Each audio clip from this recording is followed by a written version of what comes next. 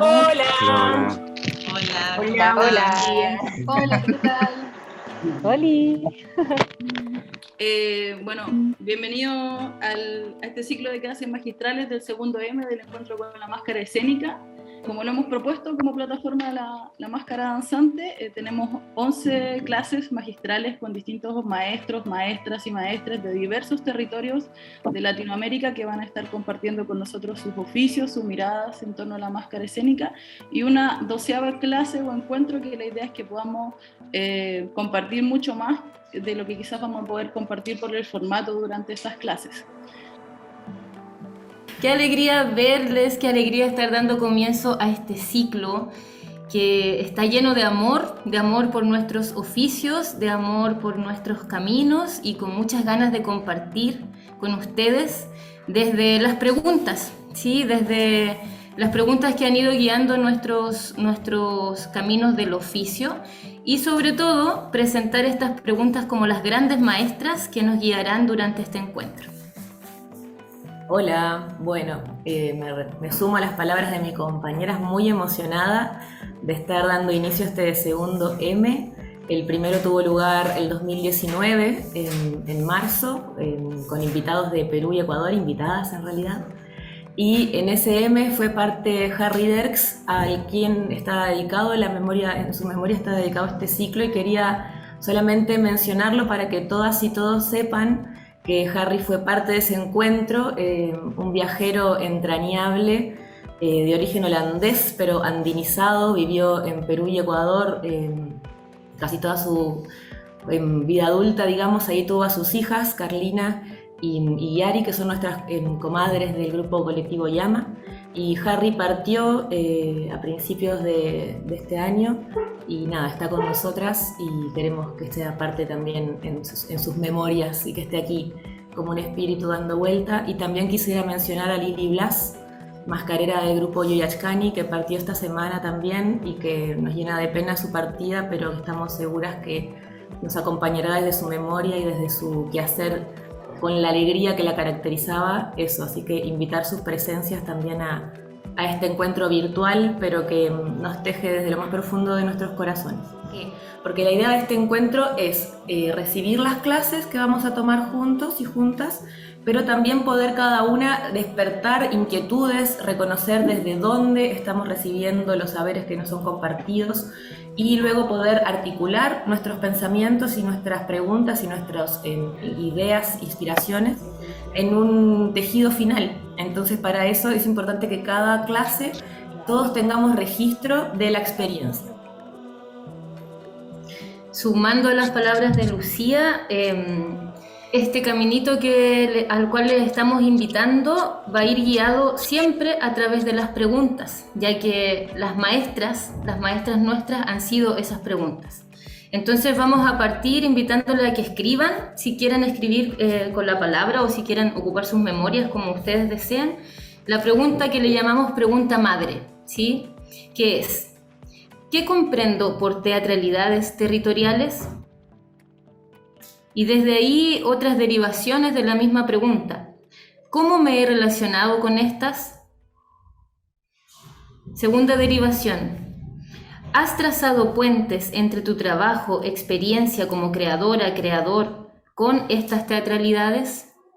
Bueno, las preguntas no son una invitación directa a las respuestas, ¿no?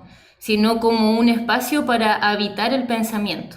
Entonces vamos a poner una música y les vamos a dar un ratito para que puedan dejar por escrito las palabras que vengan a sus cabezas a raíz de estas preguntas, y una vez que terminen de dejar ese registro, hacer espacio donde estén para que nos movamos un poquito.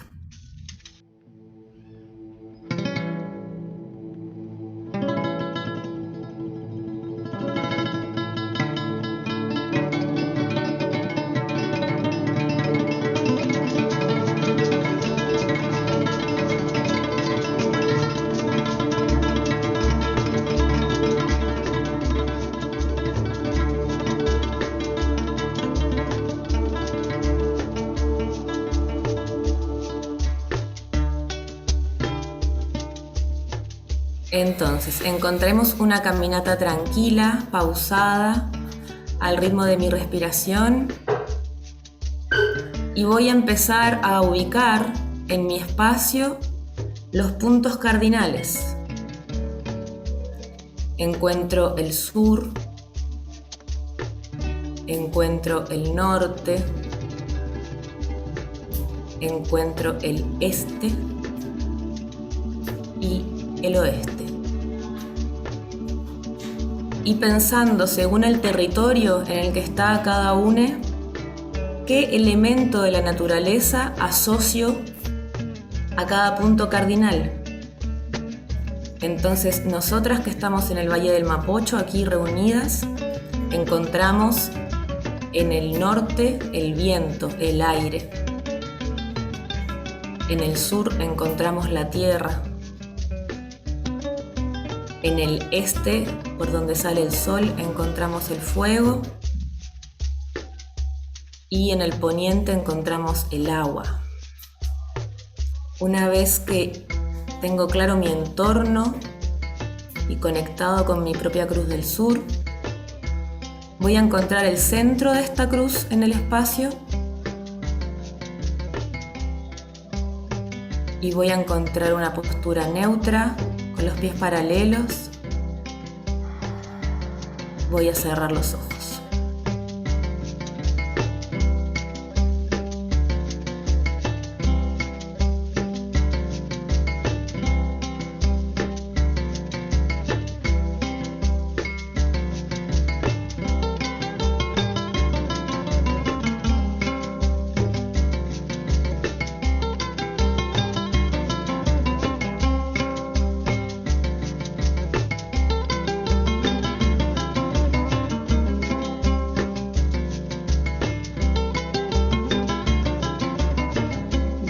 Y ahora vamos a seguir con una caminata, manteniendo la conciencia, la presencia de esta cruz dimensional al interior de mi cuerpo. Camino por el espacio con los ojos abiertos y vuelvo a traer a mi memoria los 4 puntos cardinales y sus elementos.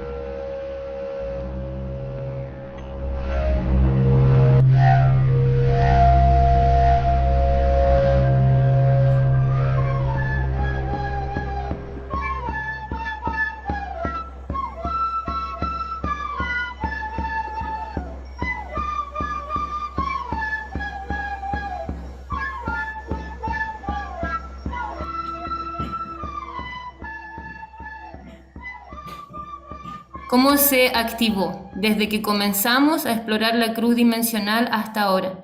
¿Cómo ha cambiado el pulso de tu ritmo de corazón, de tus pulmones, de tu vientre? ¿Cómo ese fueguito se prende?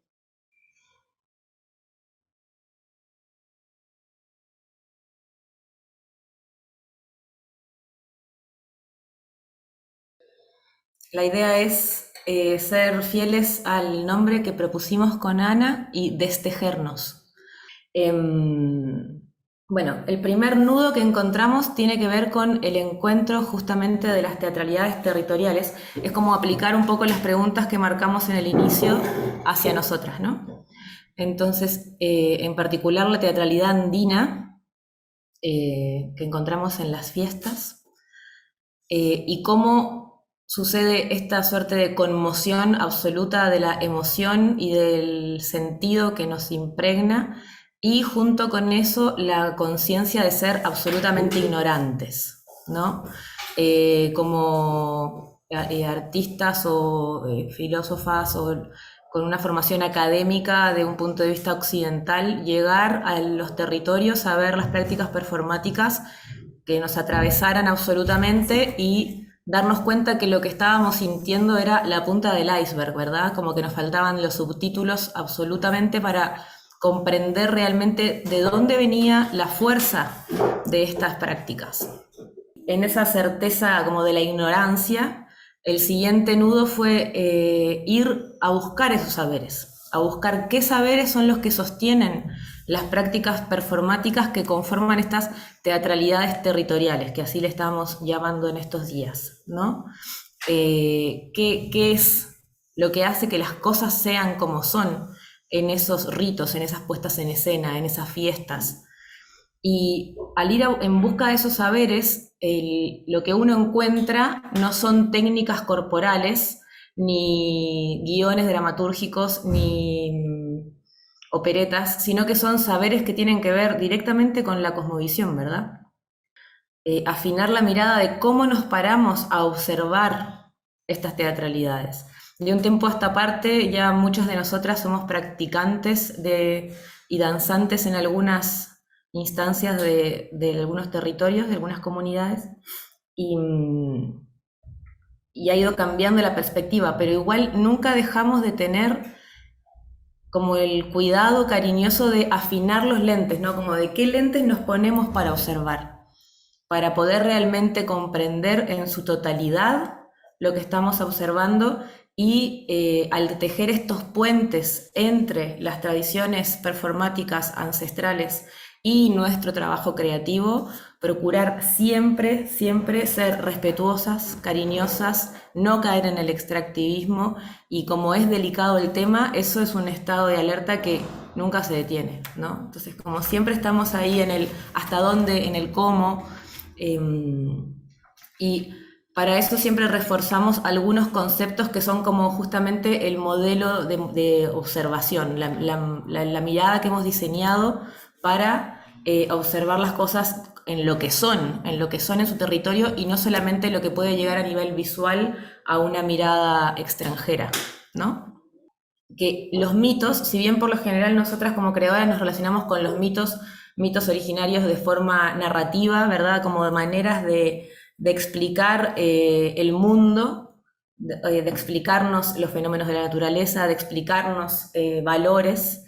Él también habla del mito como una manera de mistificar y de justificar la historia, ¿verdad? Más comprendido desde una mirada de creación de relato histórico con mayúscula que podemos encontrar en la historia de Occidente, y de cómo nos creemos ciertas cosas como realidades, como cosas que son, cuando en realidad son mitificaciones, ¿verdad? Especialmente en el concepto de arte. También a un término muy manoseado y muy ocupado en distintas áreas, que ya no viene de la estética, sino de las ciencias humanas, y que refiere a una categoría de un grupo humano que se considera tal, popular, por una cosa asimétrica, por un orden asimétrico que lo encuentra en un lugar de subordinación. Entonces, este lugar de subordinación es lo que hace que tal grupo sea popular. Entonces, siempre las comunidades indígenas latinoamericanas, desde la lógica de la conquista y la colonia, han estado relegadas a ese lugar, ¿verdad? Del subordinado, del oprimido, del aniquilado en muchos casos también. Luego de destruir un poco y analizar este mito del arte y mito del pueblo como inventos que hemos estado leyendo y comprendiendo desde una lectura hegemónica, ¿sí? Cuando desarma estas mistificaciones que nos hacen pensar en el arte como una cosa y en el pueblo como otras, y empieza a desgranar distintas posibilidades de mirar estos dos conceptos, es que encontramos el arte popular como una forma artística que está profundamente relacionada a el sentido de vida de la comunidad que lo levanta. Entonces, donde la forma final, ya sea de la artesanía, de la pintura, de la pieza musical, de la danza, no se puede jamás estudiar en sí misma aislada, en un microscopio, como una muestra, ¿no? No hay ninguna muestra que se sostenga, ¿sí? Hay que siempre observar el entramado. Por ejemplo, cuando llegamos al proceso creativo, nosotras nos cuesta mucho elegir qué danzas o qué máscaras o qué mitos o qué sentidos de, por ejemplo, lo andino llevamos a escena, porque no se trata de llevar, para nosotras, no se trata de llevar a escena algo que nos conmovió, no sé, una máscara hermosa, porque al traer esa máscara tenemos que saber qué viene con ella. Con ella viene una narración que refiere a un sentido de existencia, y que por lo general son sentidos también de resistencia, porque solamente el hecho de que estas prácticas hayan sobrevivido y se mantengan es un ejemplo de resistencia. Dentro de esta misma perspectiva de entender el oficio que ejercemos como una integralidad, también está la relación con los textos, la relación textual, la relación con el pensamiento, la relación con los libros. También como una manera de ir cruzando fronteras y entender que para tener esos lentes que nombraba Lucía para la mirada, también nos tenemos que nutrir de otros y otras que han caminado antes o paralelamente a nosotros y también han dejado un registro de ello.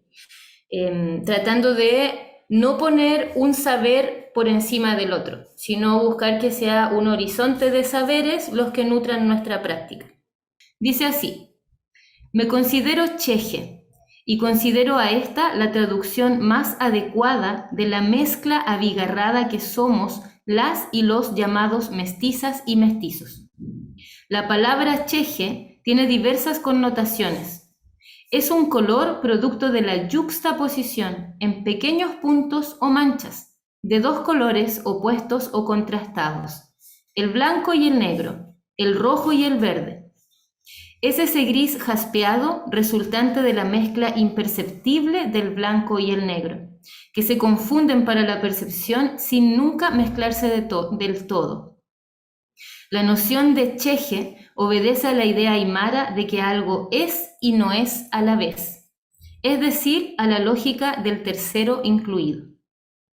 Esas contradicciones que nos habitan, dejar de sentir que son un problema, más bien son un potencial creativo, son un potencial que nos impulsa a seguir distintos caminos de aprendizaje, de investigación, que nutran nuestra práctica creativa. Sí, entonces, dentro de esta idea de los chejes manchados, hay una propuesta, que es lo que también tratamos de experimentar corporalmente, en que dentro de nosotros, en nuestra corporalidad, hay un cruzamiento de energías de lo etéreo y de lo terrenal, ¿sí? Ese espacio, el espacio del centro, que habita en nuestro ombligo, no solo en el ombligo, sino como todo lo que está ahí, las entrañas, los fluidos, etc., es un lugar poderoso donde se cruzan el pensamiento de la cabeza, el pensamiento racional y también el pensamiento de las entrañas. Esto desde la lengua aymara, a través de lo que Silvia explica, tiene dos nombres distintos, ¿sí? El pensamiento lupi o lupiña es el pensamiento de la cabeza, que tiene que ver con poder tomar cálculos, tomar decisiones claras, enfrentar el futuro, las cosas que hacemos cotidianamente también para sobrevivir. Pero está este otro pensamiento, que es un pensamiento más oscuro, que es un pensamiento que surge de las entrañas, desde el cuerpo, ¿sí? Y en el ombligo se cruzan, y es en ese cruce donde podemos encontrar un lugar para lo creativo, ya sea lo creativo manual, lo creativo danzado, lo creativo, ¿sí? Lo creativo poético, etc. Es ahí en ese cruce. No es habitar uno o el otro, es buscar que se crucen, que conversen. Y esta idea viene también del análisis que Silvia hace de algunas pinturas, dibujos, no sé cómo decirlo, imágenes, del Guamán Poma, donde hay un tejido, ¿sí? Y en el tejido andino, el tejido ritual, como el tejido que se usa para hacer la mesa de pago, hay siempre un lugar en el centro, y ese lugar en el centro se llama taipi. En el taipi, que para el caso de nuestro cuerpo humano sería el ombligo, es donde se cruzan las 4 dimensiones, la dimensión del arriba, la dimensión del abajo, la dimensión del aquí y el ahora, y la dimensión de lo desconocido, lo que no conocemos, lo que no sabemos, el futuro, también el pasado, el mundo también del cosmos, ¿sí? Y en esa unión de esos 4 puntos en ese centro es donde reside la posibilidad de la creación. Desde nuestro hacer en la máscara danzante trabajamos con nuestras manos, ¿sí? Hacemos las máscaras, hacemos los vestuarios, el hacer de la mano está incluido, ¿sí? Al mismo tiempo, incorporamos, encuerpamos el trabajo con las máscaras, el hacer del cuerpo está incluido, el hacer de la palabra en un círculo, en decir lo que significa para todas y todos, o en que todos miramos la improvisación del otro y luego le retroalimentamos, ¿sí? Está incluido. Entonces, también al llamar, al invocar los elementos de la naturaleza a nuestro cuerpo, incluimos una memoria ancestral que está en nuestro cuerpo, porque el agua, el viento, el fuego, la tierra viven en nuestro cuerpo. Y eso no es una cuestión de religiosidad, sino que es algo concreto, así que nos sucede. Entonces, desde ese lugar nosotros hemos intentado cruzar esta cuestión que viene de un lugar más teórico hacia la práctica del oficio, tratando también de no hacer jerarquizaciones cerradas entre nosotras mismas. O sea, la próxima clase la va a dar Gabriela, que es la diseñadora de la máscara danzante, y ella es nuestra guía, pero las manitos las metemos todas y todos. ¿Me entienden? Es como no seguir con esa cuestión de aplicar fronteras y jerarquizaciones. Esto es danza, esto es teatro, esto es música. Tú eres diseñador, tú eres bailarín, tú eres actor. Sino que tratar de entrecruzar esos saberes. Y creo que ese es un nudo fundamental de nuestro lenguaje naciente, de una compañía o plataforma escénica joven, pero también es alguna marca de lenguaje y que proviene de estas reflexiones que nos han nutrido las maestras y los maestros y sobre todo las danzantes y los danzantes y les danzantes del territorio andino. Sobre la observación de la cosmovisión de los pueblos, también se dijo por ahí, se habló de no caer en el extractivismo, ¿cierto? Cómo entendemos la cultura y su ritualidad. Y mi pregunta tiene que ver con eso, tiene que ver cómo conversamos con la espiritualidad en la creación artística, ya sea de máscara o ya sea teatro, danza, etc. Como para no caer en esa mímesis sin ese peso, ¿no? Tu pregunta con respecto a la espiritualidad y cómo eso se puede involucrar en nuestro trabajo creativo es una pregunta que nos hacemos permanentemente y para la cual no tenemos una respuesta. Sí, lo que hemos tratado de hacer son caminos, como probar caminos. Y mi espiritualidad ha sido forjada por mi vida. Y en mi vida hay diversos elementos. Y ahora lo que tengo es la obligación de elegir. Elegir dónde quiero estar, elegir dónde quiero vivir, elegir cuáles elementos quiero buscar. Y tal vez me equivoco. O sea, no tal vez, me equivoco. Y tengo que volver. Siento que los aciertos que hemos tenido tienen que ver con que no lo he hecho sola. Porque hay otras. Entonces cuando yo empiezo a equivocarme me dicen, hey, y no desde el enojo, sino como desde, esto lo estamos haciendo juntos. El estar con otras ha sido fantástico, porque ahí uno se nutre también de las otras experiencias. Pues. Sí, yo quisiera solo agregar que en este ser, en la máscara danzante somos muchas personas bien distintas. Entonces el ejercicio espiritual, como algo muy personal, se desarrolla de maneras muy distintas. Y creo que ahí me quisiera reflotar lo que dijo Margarita hace un rato del respeto, que en el habitar en diversidad, en el oficio, viendo que de repente cosas que yo puedo hacer mucho más operativamente es para Ana o para Isa o para Gigi, son lugares donde su espiritualidad conecta fuerte, yo dejo ese espacio y hay otros que para mí son importantes y quizás para otros no, y cómo vamos ahí dejándonos habitar con la vida completa, ¿no? Como que no es, y ahora voy a trabajar, entonces dejo mi espiritualidad fuera. O sea, hace rato que la vida está mezclada con el oficio y en habitarla justo en colectivo, con el respeto, una aprende de que hay muchas maneras de que esos puentes sucedan, ¿no? Que a mí como que me evoca el lugar del útero, que es como desde donde nace como esta primera creación, que es nuestro cuerpo, o sea, una primera creación en la vida, sino que en nuestra propia vida como seres humanos, como desde ahí es la primera creación, como el ombligo, desde ahí venimos.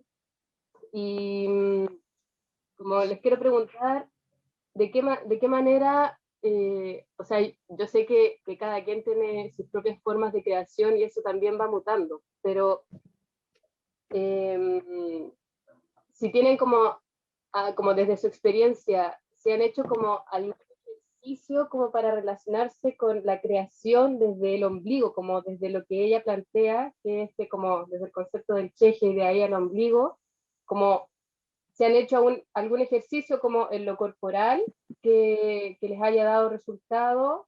Ahí sí pudimos encontrar la práctica como un lugar germinal de la creación, donde el primer puente es una idea, ¿verdad? Dicha en palabras de una escena a encontrar, y desde prácticas muy similares a la que hicimos hoy, desde ahí mismo seguir, como que lo que hicimos hoy podría ser considerado una activación, para luego desde ahí quizás desarrollar improvisaciones desde el estado que se encuentra ahí, en el activar ya sea la cruz dimensional o los elementos, o desde el mismo huayno, que son espacios donde el centro se activa, o más que el raciocinio, ¿verdad? Como la idea de abandonar un poco el pensar racional y calentar este pensar más de tripas, para desde ahí poder improvisar, a encontrar una animalidad que después de origen a un personaje, a encontrar una cualidad elemental que después de origen a un personaje, o a encontrar una coreografía. Así que sí, todo el tiempo tratamos de que lo que llega a escena surja de la práctica en la improvisación, y para activar esa práctica de improvisación hacemos este tipo de prácticas como la que les compartimos y otras. Cuerpo o corporalidad abigarrada, ¿sí? De ahí también le estamos robando esa palabra a Silvia, que es de cuando uno tiene una identidad abigarrada. ¿A qué nos referimos con abigarrado? Con esta yuxtaposición de capas permanentes que está en nosotras, nosotros, nosotres, ¿sí? En el caso del oficio, como decía Lucía, yo, por ejemplo, habité por muchos años de manera permanente, y lo sigo habitando, el afro. Mi compañero Carlos, que también es parte de la máscara danzante. Hay otras compañeras, por ejemplo, que han habitado, no sé, el pilates, más la danza contemporánea, brumachón, danzas de la India, yoga. Cada una de nosotras ha ido habitando espacios que son diferentes y espacios en los que coincidimos, ¿sí? Entonces, cuando tenemos que enfrentar desde estos cuerpos abigarrados un proceso creativo a partir de una presencia que es la máscara, por ejemplo, una rana, o por ejemplo, una serpiente, o por ejemplo, una llama, están todos esos lenguajes, y entre todos vamos eligiendo y comprendiendo cuál es el que mejor le habita a esa presencia, a esa máscara o a ese corpóreo, ¿sí? Y nos compartimos las herramientas. La intención de alguna forma de descifrar el sentido total de esos bailes, de esas máscaras, de esas escenificaciones. Como que al reconocerse en algo distinto que yo no conocía, ¿cómo capturo esa totalidad? ¿Cómo la comprendo? ¿Cómo la leo? Y tengo la sensación de que ahí hay como otro nudo, como ustedes estaban comentando, ¿no?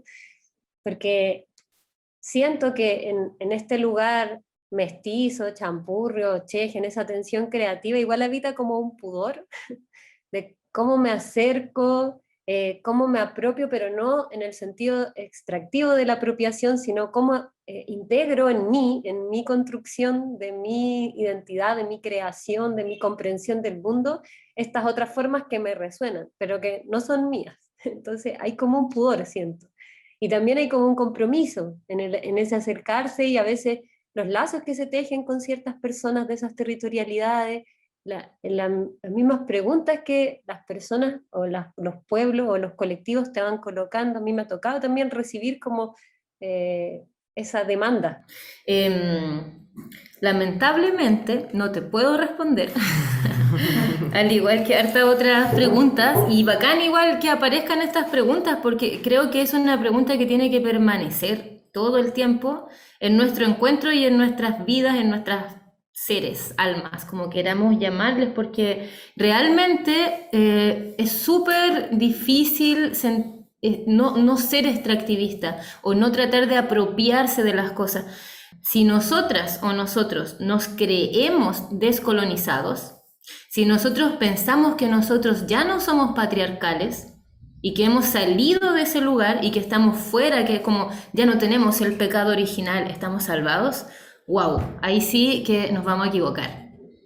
Entonces siento que ese prender esa llamita de la alerta permanente, de que sí somos colonizados, tenemos una cultura patriarcal, desde ahí venimos, pero hemos hecho crisis con eso, hemos hecho una pequeña fisura y desde esa fisura van apareciendo hebritas que uno va trabajando de a poco, lentamente, como tú dices, por ejemplo, implicándose con las comunidades, que son las que han cultivado estas prácticas performáticas o prácticas culinarias o prácticas musicales, en fin, todas esas prácticas que nos hacen latir el corazón y a las cuales vamos a estudiar. No es un estudiar de ir con los lentes de investigador y escribir en un cuaderno y grabar, no, hay que implicarse, pues, hay que estar ahí.